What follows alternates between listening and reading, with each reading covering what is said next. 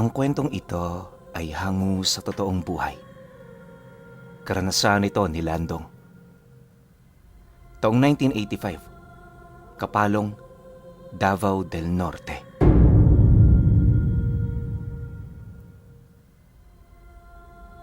Noong mga panahong ito, nagmamay-ari ng isang malawak na nyugan itong si Landong. Kontrobersyal sa kanilang lugar ang lupain nilang yan, pero sa katagalan sila rin ang nagmay-ari nito. Marami man ang tutol sa kanilang ginawa. Wala naman yung kakayahan para paalisin sila sa lugar na yon. Kahit kasi gamitan nila ng puwersa ang pamilya niya, aminado itong si Landong na makakapalag sila. Hindi rin kasi may pagkakaila ng karamihan ang ukol sa pagkakaroon nila ng ugnayan sa mga gerilya at rebeldeng nasa kabundukan ng Kapalong. Isa sa kapatid ng tatay niya ang namumuno sa isa sa pinakamalakas na puwersa sa lugar. Dahil sa ganong impluensya, karamihan sa mga taong gustong kamkamin ng lugar nila, hindi maipagkakailang nagdadalawang isip na. Nang malaman naman nila ang tungkol dito, patuloy naman silang nabuhay ng payapa para sa kanilang pamilya. Gayunpaman, kahit umiiwas sila sa gulo, palihim pa rin silang naghahanda. Araw-araw sa tulong ng mga mensahero ng kapatid ng tatay niya, nakakapuslit sila ng malalaking kalibre ng armas at bala. Itinatago nila ito sa kanilang mga tahanan bilang paghahanda sa kanilang mga kalaban. Hanggat maaari, umiiwas sila sa kaguluhan, pero sa oras na makanti sila ng mga taong kagalit nila, may posibilidad na maghigante ang kanilang pamilya. Sa loob ng ilang taon, nanatili silang payapa sa lugar na yon. Ngunit sa kabila nito, alam nilang hindi pa rin tumitila ang sigalot sa pagitan nila at ng kalaban nila. Inakala noon ni Landong na purong pagbabanta na lamang ang magagawa ng mga ito, pero lingid sa kanyang kaalaman, dahan-dahan na rin pala yung bumubuo ng mga masasamang plano. 2 buwan bago sumapit ang araw ng mga patay, nagimbal ang kanilang pamilya buhat sa pagkakaroon ng karamdaman ng kanyang ama. Sa hindi malamang dahilan, bigla na lamang yung naparalisa na siya namang naging sanhi upang hindi na yun makapagsalita ng maayos. Mabilis ding bumagsak ang katawan nito at sa loob lamang ng 1 linggo, binabalot na ito ng matinding karamdaman. Dahil sa ganoong pangyayari, agad naman nilang inilihim ang tungkol dito sa takot na malaman yon ng mga kalaban nila. Dala na rin ng pagkagulat sa mga nangyari, hindi na nila gaanong nabantayan pa ang malaking parte ng kanilang lupain kung saan naroon ang kalahati ng bilang ng mga puno ng nyog na pinagkukunan nila ng hanap buhay. Malaking parte ng kopra at tuba ang kanilang nakukuha rito. Kaya nung nalaman ni Landong ang biglaang pagkamatay ng mga ito, matinding galit ang mabilis na bumalot sa kanyang katawan. Alam niya kasi noong mga oras na yon, kagagawa nito ng mga pamilyang may likas na galit sa kanila. Dala naman ng bugso ng kanyang damdamin, hindi na siya nagdalawang isip na puntahan ng mga ito sa baryo. Bitbit ang 2 sundang, matapang na sumakay si Landong sa kanilang kabayo para rektang puntahan ang kinaroroonan ng mga ito.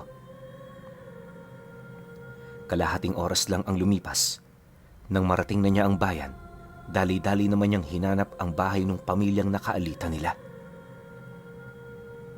Pagdating naman niya sa bakuran nito, hindi na siya nagdalawang isip na hugutin ang dala niyang sundang. Kaya yun naman ang natipuhan niyang dalhin ay dahil sa hindi siya maaaring magdala roon ng baril, lalo pat may mga kababaryo din silang armado. Pagsilay naman ng mga ito sa kanya, bahagya namang natigil ang tila bang kasiyahan ng mga taong bumungad sa kanya malapit sa bahay. Maya-maya pa, nang mamukaan naman siya nito, bigla naman yung nagsitayuan kasabay ng pasimpleng pagkuha ng kanilang mga armas. Matapos nun, mabilis din naman yung lumapit sa kanya habang nananatiling walang imik. Pagharap naman ni Landong sa pangkat ng mga ito, Walang takot naman niyang inilahad ang tungkol sa nangyari sa kanyang ama. Naniniwala kasi siyang may ginawa ang mga taong yon, kaya nalagay ito sa ganoong sitwasyon. Pagkarinig naman ng pinakamatanda sa pamilyang kanyang binisita, bigla naman yung umubo ng bahagya habang mahinahong tumititig sa kanya. Marami kayong kaaway rito, iho. Bakit kami kaagad ang pinagbintangan mo? Huwag kang magparatang nang wala kang basehan, sapagkat ikakapahamak mo yan at ng iyong pamilya. Hindi maganda ang naging tagpo ng mga angka natin. Pero hindi naman kami kagaya ng inyong iniisip. Kahit papaano meron kaming paninindigan. At ang paninindigang yon, ang pumipigil sa amin para tirahin namin ang nakatalikod, ang aming mga kaaway. Dagdag pa ng matanda na, base sa kanyang sinabi, totoo ngang may nangyaring hindi kaaya-aya sa kanyang ama. Nabanggit din ito na naging palaisipan sa kanila noong mga nagdaang araw ang kawalan ng mga bantay sa kabisera ng teritoryo nila Landong. Inakala ng mga itong nagpahinga lamang ang kanilang grupo, kaya na may hindi na nila ito binigyan ng pansin. Matapos naman itong mailahad ang mga bagay na yan, naipagtapat din ito sa kanya ang tungkol sa nalalaman nito ukol sa mga panauhing sumira ng kanilang kabuhayan. Naniniwala rin ng matanda, hindi malabong may kinalaman ang mga taong yon sa sigalot na kasalukuyan nilang kinakaharap. Nang marinig naman ni Landong ang tungkol dito, agad naman niya yung tinanong kung sino ang mga nakita nito, pero sa kasamaang palad, hindi na siya napaunlakan ng matanda sa mga bagay na nais niyang malaman. Bukod kasi sa ayaw nitong makialam, labis din yung nababahala sa maaaring pagkasangkot ng kanilang pamilya sa oras na binulgar niya ito. Maaari kasing isipin ng kabilang panig, paninira ang kanyang ginawa, kahit malayo yon sa kanyang intensyon. Matapos naman itong malaman ni Landong, hindi na rin siya nagdalawang isip na umalis sa pamamahay nito. Hanggat maaari, iniwasan niya na noong magsalita upang wala na itong malaman pa laban sa kanyang mga naiisip na plano. Hindi naglaon, nang makalayo na siya sa pamamahay nito, muli niyang sinariwa ang mga pamilya na minsang nakaalita ng tatay niya. Pansamantala, hanggat malabo pa ang lahat, pinili niyang wag na munang idamay ang pamilya ng matanda. 2 araw pa ang dumaan, nagpatuloy naman ang kanyang paglilibot sa baryo. Kapag gabi, hindi niya na noon ninanais pang umuwi, gawa ng ipinangako niya sa kanyang sarili na hindi siya babalik hanggat hindi nakikilala ang mga taong may masamang ginawa sa kanyang ama. Bagaman wala siyang ideya kung saan siya magsisimula, nagpatuloy lang naman siya sa kanyang pagtatanong hanggang sa kalaunay nadapo ang kanyang sarili sa karatig lugar na halos 3 milya ang layo mula sa baryong kanilang tinitirhan. Pagdating naman niya doon, agad namang sumalubong sa kanya ang mga taong bagong-bago sa paningin niya. Habang tinatahak niya ang daan, di naman niya maiwasang mailang buhat sa dami ng mga taong mayat-mayang tumitingin sa kanya. Dahil sa ganoong pangyayari, napilitan naman siyang lumapit sa isang tindahan para magtanong. Albularyo na kaagad doon ang kanyang hinanap upang hindi na siya pagdudahan ng mga ito. Idinahilan niyang may sakit ang kanyang ama at napadpad siya sa lugar na yon para manghalap ng tulong. Nang marinig naman ng tindera ang tungkol sa sinabi niya, dali-dali naman siya nitong pinapasok. Pagsarado naman ito ng bintana, mariin naman siya nitong inabisuhan na walang manggagamot sa lugar na yon. Kung gusto niyang makakita ng isa sa mga ito, mas mainam na maghanap siya sa mga paanan ng bundok malapit sa lugar na yon. Dagdag pa nito na, hanggat maaari wag na wag niyang babanggitin ng mga albularyo sa kung kani-kanino dahil karamihan sa mga naninirahan doon, purong mga manlalason at mangkukulam. Bawat isa sa mga ito nasa ilalim ng pamamahala ng isang makapangyarihang pamilya na may dugo ng mga aswang. Gayunpaman, sa kabila ng sitwasyon ng lugar na yan, may mangilan-ngilan pa ring ordinaryong taong naninirahan sa lugar. Yun kasi ang ginagamit na panlabas na mukha ng mga nilalang upang walang maghinala sa mga masasama nilang gawa. Dagdag pa nito na, napakaswerte na lamang noon ni Landong at hindi aswang ang kanyang natanong noong mga oras na yon.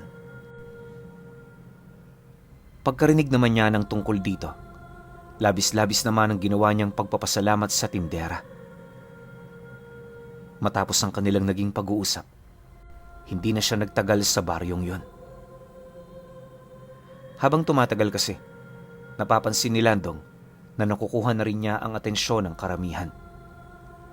Bakas din sa pagmumukha ng mga ito na may masama yung binabalak. Kaya bago pa man siya hindi makalabas ng baryo, humanap na siya ng paraan para maunahan ang mga ito. Mabuti na lang, nakakita siya ng isang eskinita na direktang magdadala sa kanya sa labas ng baryong yon. Dahil dito, matagumpay naman siyang nakalabas. Akala niya doon na magtatapos ang kanyang problema. Pero habang nasa kasagsagan siya ng paglalakad, napagtanto niyang kinakailangan niya roong muling dumaan kung nais niyang makauwi sa kanila. Nakakabahala man, sadyang wala ng ibang paraan. Dahil sa ganoong sistema, nagdesisyon siyang hanapin na talaga yung albularyong nabanggit sa kanya ng tindera. Sa katunayan, wala namang pakay si Landong sa taong yon. Gawa ng unang-una, may mga kaibigan naman ng tatay niya. Bago rin siya umalis, nandun na ang mga ito sa bahay nila, maingat na nagtutulong-tulong para maibsan ang karamdamang iniinda nito. Pagkaraan pa ng ilang oras, nagpatuloy ang kanyang paghahanap. Papasapit na rin ang gabi noon, kaya medyo nagmamadali na siya na mahanap ang matandang yon.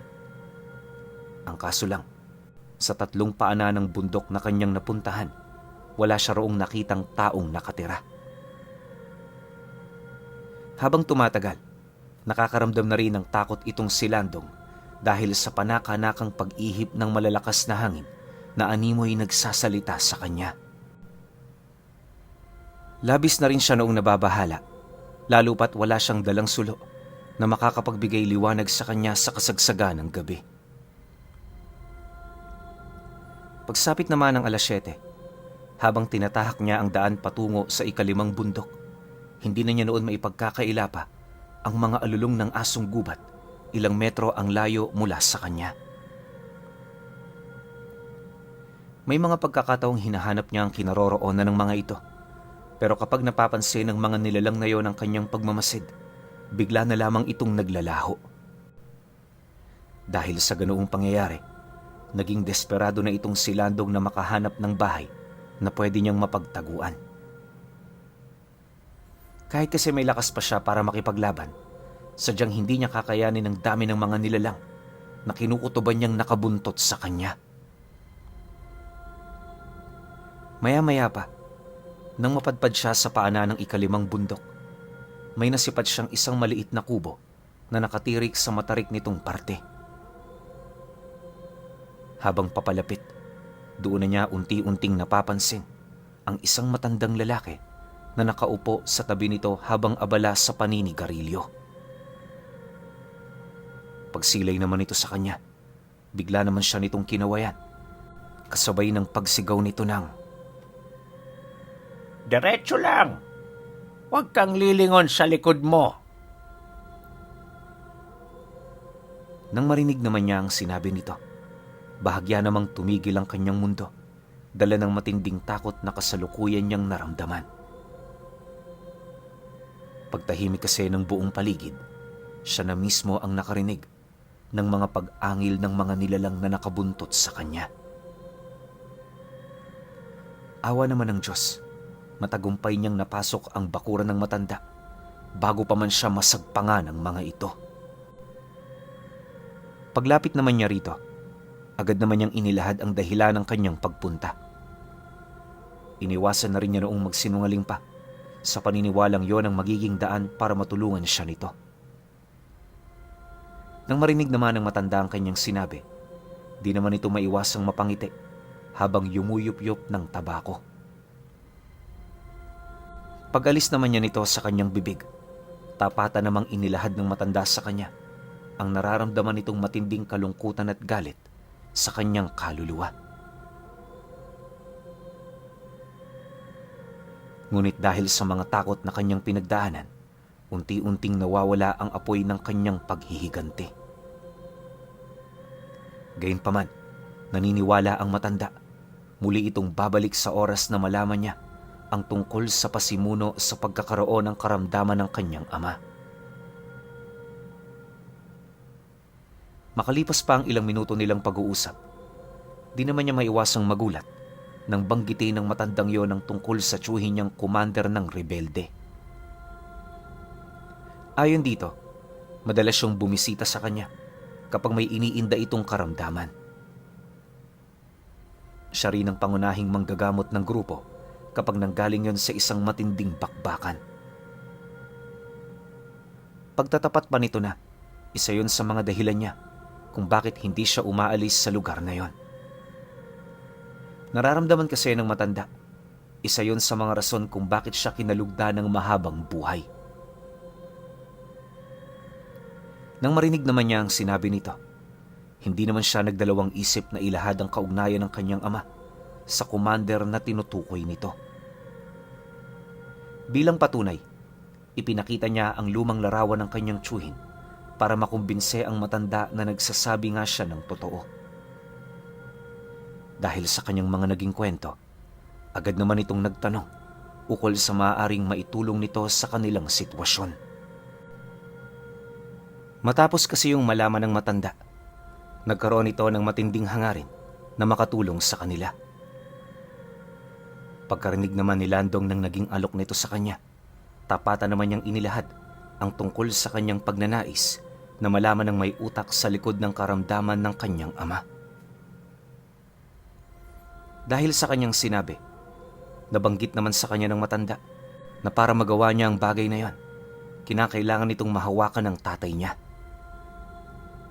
Mariin din itong inilahad, hindi niya kailangan magmadali dahil kung totoo ngang nalaso nito, mahaba-haba pa ang oras ng pananatili nito sa mundo.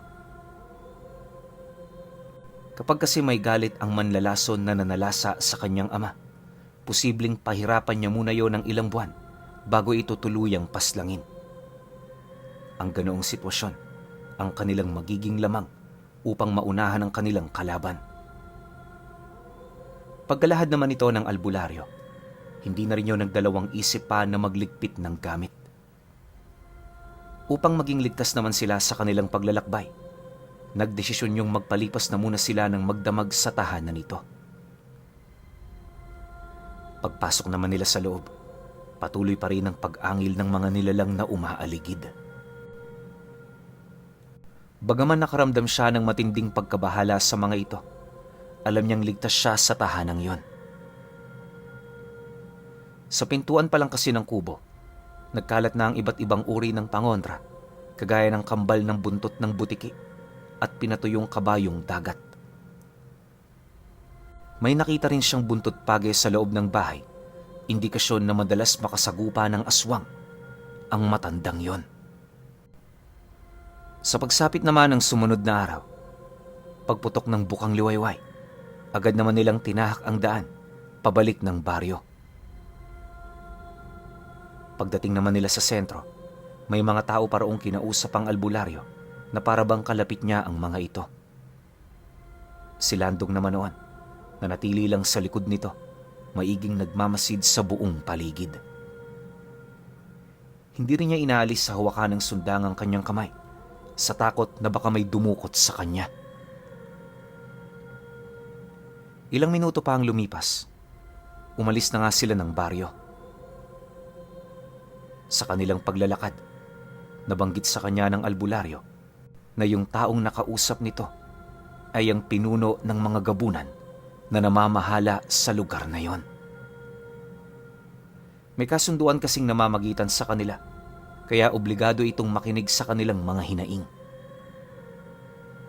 Dagdag pa ng matanda na, humingi na rin siya roon ng tulong upang mas mapadali ang paghahanap ng manlalason. Pagtatapat pa nito na, yun na ang mamamahala sa paghahanap ng nilalang, nang sa gayoy mapagtuunan nila ng pansin ang mga kasalukuyang nangyayari sa kanilang lugar. Nang marinig naman ni Landong ang sinabi nito, minabuti naman niyang wag nang sumagot. Pagkaraan pa ng ilang oras, napadpad na nga sila noon sa nyugan, kung saan doon tumambad sa kanya ang pagkabuwal ng mga nyog na inaalagaan nila. Hindi niya mawari pero pakiramdam niya may mga sakit ang mga punong yon. Bukod kasi sa namamatay na lamang yun bigla, napakadali rin ng pagkalat nito. Paglapit naman doon ng albularyo, may nakuha itong isang kakaibang salagubang sa paanan nito. 3 ang sungay ng insektong yon, tapos may matatalas yung kamay. Aburi ng kulay nito, kaya lubos yung ipinagtaka ng matanda. Bukod kasi sa unang beses siyang makasilay ng ganoong insekto, may nararamdaman din siya roong kakaibang salot na umiikot sa katawan nito. Dahil sa natuklasan nilang yon, nagkaroon ng ideya ang matanda ukol sa pamamaraan ng pag-atake ng kanilang kalaban. Hindi naglaon, pagdating naman nila sa bahay nito, agad namang bumungad sa kanila ang mga albularyong naglilinis ng mga timbang punong-puno ng nana at dugo. Pagsilay naman ng dalawa sa kanila, agad naman yung tumigil sa kasalukuyan nilang ginagawa. Maging ang mga ito man kasi, kilala ang albularyong kasama ni Landong noong mga oras na yon. Nang makalapit na sila sa kinaroroonan nito, doon nila napag-alaman na hindi na magiging maganda ang kalagayan ng tatay niya. Dagdag pa ng isa na, ginawa na nila ang lahat pero sadyang hindi nila mapigilan ang pagkalat ng sakit nito. Maliban sa pagkabutas ng mga laman nito, nagsisimula na ring matunaw ang balat ng tatay niya, dahilan para sumigaw ito gabi-gabi. Nang marinig naman ng matanda ang sinabi ng mga kapwa nito albularyo, hindi na rin yun nagdalawang isip na pumasok para tingnan ng pasyente ng mga ito. Pagsilay naman ito sa ama ni Landong, agad namang tumambad sa matanda ang kalunos-lunos nitong kalagayan.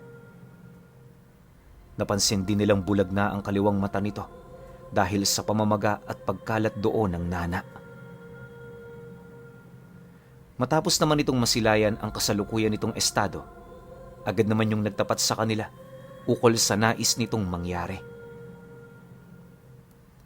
Ayon sa matanda, hindi na nila kayang pigilan ang ganoong kalagayan ng kanyang ama, pero sa tulong ng mga kaibigan nitong gabunan, posible nila itong maisalba. Dagdag pa nito na, matagal na niyang kasama ang mga nilalang na yan, kaya nakagawa na siya ng paraan kung papaano gawing lunas sa tao ang laway ng mga ito. Komplikadong pamamaraan para magawa ito, pero sa oras na magtagumpay doon ang albularyo, magiging tiyak na rin ang kaligtasan ng kanyang ama. Sugal yon kung may tuturing, ngunit tanging yun na lamang ang nag-iisang paraan. Nang marinig naman yon ng mga kausap nitong albularyo, hindi naman ito maiwasang mapatanong ukol sa kung saan naman sila kukuha ng ganoong sangkap. Alam din kasi ng mga ito, mahirap kalabanin ang mga gabunan at kung pagbabasehan ng kanilang bilang, imposibleng makadakip sila ng isa nito. Dagdag pa ng albularyo na, pagpatay nga hirap na hirap sila, pagdakip pa kaya. Matapos naman yung marinig ng matanda, mariin naman itong inabisuhan ng dalawa na magtiwala lang sa plano niya. Pagkasambit naman ito ng mga bagay na yon, kampante naman silang naghintay ng gabi. Siyempre, dahil sa ibinigay na nila dito ang kanilang pagtitiwala, wala naman silang nagawa kundi ang sumunod. Ultimo ang mga albularyong ilang araw nang tumutulong sa kanyang ama, Hindi rin maipagkakaila ang pagmamalabis nitong masilayan ng kanilang mga mata ang gagawin ng matanda. Pagpatak naman ng 10:00 ng gabi, habang namumutawi ang katahimikan sa lugar na yon, bigla na lamang silang natigilan nang may marinig silang mga pagkumpas ng pakpak sa itaas ng bahay. Segundo lang ang itinagal ng mga ito, at paglapag naman ito sa lupa, agad naman silang inabisuhan ng matanda na buksan ang pinto.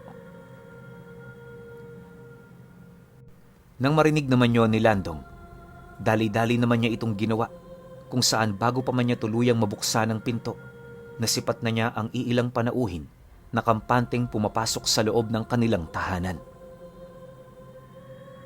Sa pagharap naman ito sa albularyo, agad naman itong inilahad na nahanap na nila ang kinaroroonan ng manlalason na bumiktima sa kapatid ng kaibigan niya. Dagdag pa nito na anumang oras pwede na nila yung dukutin alinsunod sa magiging utos niya. Sa kanilang pag-uusap, bakas naman ni Lindong noon ang matinding kilabot nung 2 albularyong nasa tabi lang niya. Di kasi makapaniwala ang mga ito na may nakapasok na gabunan sa lugar kung saan sila nanunuluyan. Sa pagpapatuloy naman ng pag-uusap ng mga ito, direkta namang inilahad ng matanda ang kanyang kailangan. Nang marinig naman yon ng mga gabunan, bahagya naman yung napasilay sa kanyang ama bago sumang-ayon sa nais niya. Walang sabi-sabi, agad namang lumapit dito ang pinakamatabang gabunan, sabay suka sa harapan nito ng walang putol at nangingitim na laway. Pagkapuno naman ito ng isang timba, agad naman yung bumalik sa hanay para maghintay ng panibagong utos. Matapos ang mga pangyayari, agad namang kinuha ng albularyo ang timba para simulan na ang gagawin nitong paghahalo. Nang akmang iiwan na nito ang mga gabunan, mariin naman niya yung inabisuhan na dakpin na noong mismong gabi ang manlalason. Kabilin-bilinan din ito, huwag nila yung sasaktan sapagkat ang anak ng pasyente niya ang magpapataw dito ng parusang kamatayan. Nang marinig naman ng mga gabunan ang naging utos nito, noon ding oras na yon, nilisan nito ang bahay. Bago rin sumapit ang hating gabi, nakabalik na ang grupo bitbit ang isang malaking sako. Alinsunod sa abiso ng matanda, dinala ng mga ito na buhay at humihinga ang 5 manlalason na nagtutulong-tulong para pinsalain sila.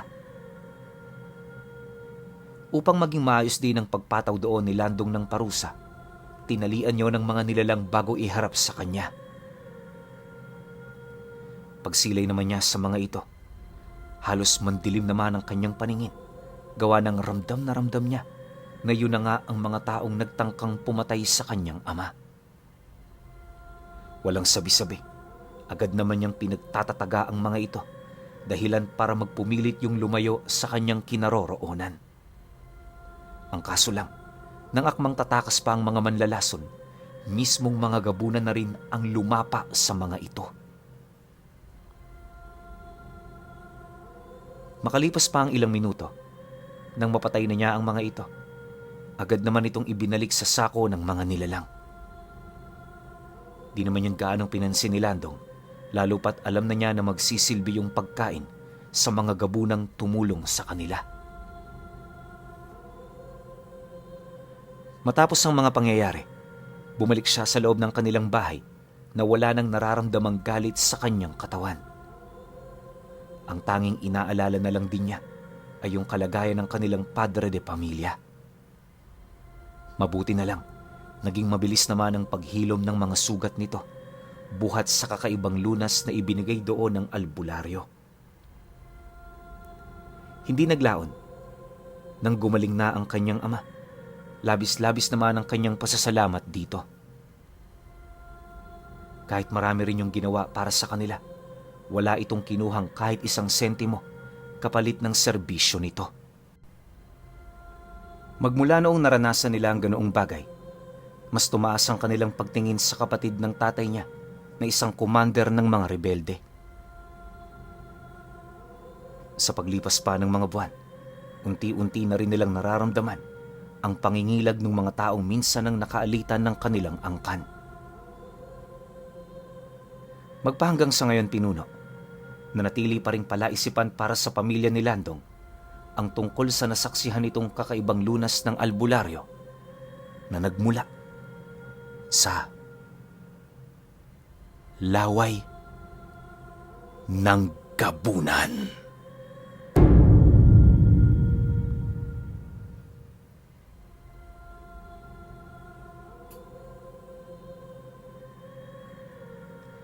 Okay.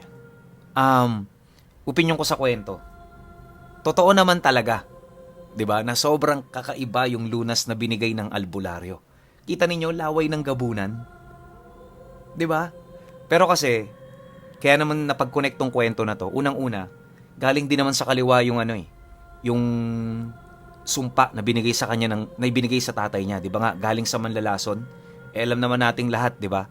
Na kapag manlalason nasa panig yan ng kaliwa. So, anong pinakamagandang pangontra para doon? Unang-una, may tinatangan din na pangontra yung mga manlalaso na yan.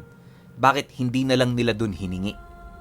Diba? O pwedeng sabihin din ng mga manlalason na oo, makokontra nyo yung mga laso na yan. Pero kasi, ang pwedeng makakontra lang din dyan, yung laway nga ng gabunan.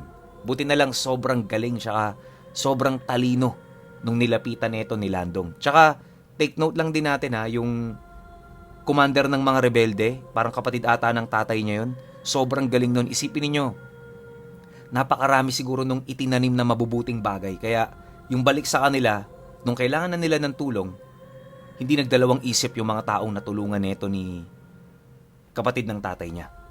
'Di ba? So overall, masasabi ko sa kwento na to, sobrang kakaiba, tsaka sobrang nakaka-amaze. Pero syempre kayo pa rin. Kung may opinion kayo sa kwentong ito, comment nyo lang sa baba. Yun lang. Hanggang sa susunod na kwento. Salamat.